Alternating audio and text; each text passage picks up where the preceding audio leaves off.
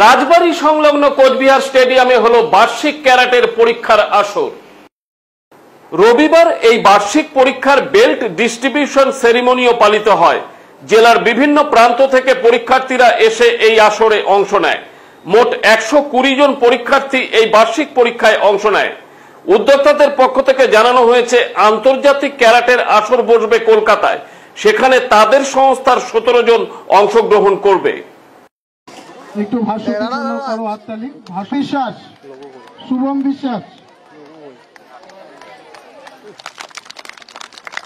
আমি অনুরোধ করব এমজেন ক্লাব ক্যারাটেডো একাডেমির তরফ থেকে প্রত্যেক বছরের ন্যায় এবছরও বার্ষিক বেল্ট এবং সার্টিফিকেট ডিস্ট্রিবিউশন সেরিমনি আজকে এখানটা অনুষ্ঠিত হলো।